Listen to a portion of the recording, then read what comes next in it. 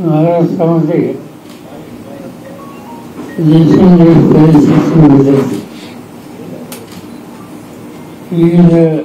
याच्यासाठी सहभागी होतात आणि त्यामध्येच आज देशमुखांनी हा निर्णय घेतला.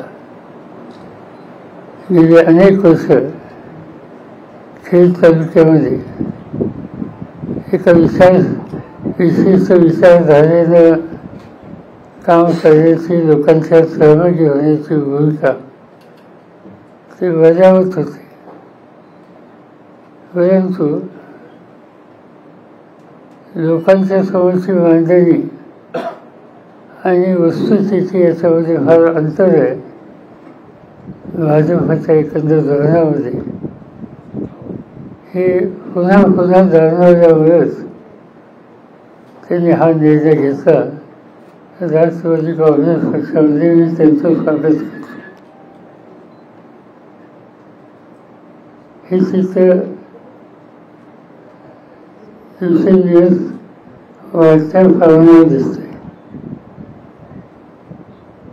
उद्याच्या 16 तारखेला असेच सरकारी आमच्या पक्षामध्ये येत आहेत, ज्यांचं नाव धैर्यसिंग मोहिते. हे आजच मला ते आता भेटून गेले. पक्षामध्ये अधिकृत येण्याचा कार्यक्रम त्यांचा 2 दिवसांनी आहे आणि आमचे अध्यक्ष जयंतराव पाटील यांच्या उपस्थितीमध्ये ते पक्षामध्ये येतील. पुणे जिल्ह्यामध्ये गेली अनेक वर्ष 2दा भाजपचे जिल्हा अध्यक्ष शिव ताकोने त्यांनी हा निर्णय घेतला आहे. तेही आणखी 2-3 दिवसांनी पक्षामध्ये सहभागी होणार आहेत. ते स्वतः 2 वेळेला पुणे जिल्हा भाजपचे अध्यक्ष होते आणि त्यावेळेस संघटनेत त्यांनी कामं केली, अनेक वर्ष कामं केली. ते या निष्कर्षापर्यंत येत आहेत की खऱ्या अर्थाने लोकांच्या बांधिलकी ठेवायची असेल तर पक्ष बदलण्याचं गत्यंतर नाही. आणि त्याच भावनेनं हे सगळे सहकारी आपल्या संघटनेमध्ये अनेक वर्ष काम करणारे आज या निर्णयावर येत आहेत याचा मला आनंद आहे. या सगळ्यांचं मी स्वागत करतो. दुसरं काही विचारायचं आहे? धैर्यशील पाटलांचा निर्णय फक्त प्रवेशापुरता झाला आहे की त्याच्याही पुढे उमेदवारी संदर्भात त्यांच्या बाबतीत काही जे सगळे सहकारी येत आहेत त्याचे कुणाची चर्चा, कुणी अपेक्षा उमेदवारीच्या संदर्भात केलेली नाही.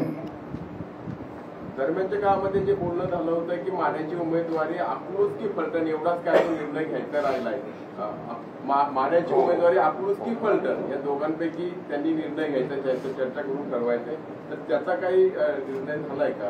अकलूजकडे जाणार अशी काही चर्चा झाली काय? तुम्ही असंच बोलता असं काही असं आहे की कशाची अपेक्षा न करता लोक पक्षामध्ये येतात आणि पक्षामध्ये काम केल्याच्या नंतर किंवा जनमानसामध्ये त्यांचा असलेले स्थान लक्षात घेऊन पक्ष विचार करत असतो. पण याचा अर्थ त्याला काहीतरी पूर्ण अर्थ होती अशी स्थिती कुठेही नाही.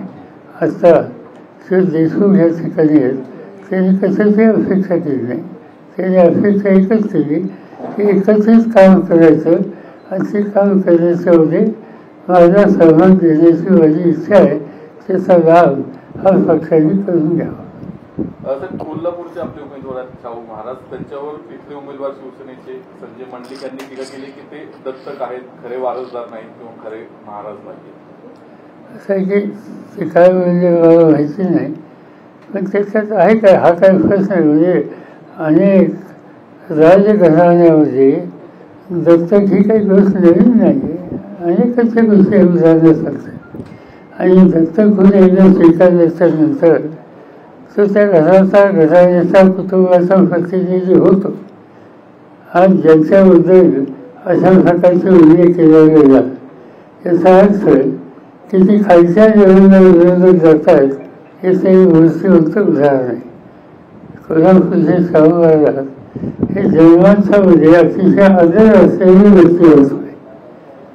अनेक सार्वजनिक कामामध्ये सहभाग असेल. आपण जिथं बसलोय याचा बसून 2 फायदागाव जर गेलात तर शैक्षणिक संस्थेची लाईन आहे इथं जवळ शिवाजी या सगळ्या, आणि या सगळ्या संस्थेचं नेतृत्व ते शहाजी करत शाहू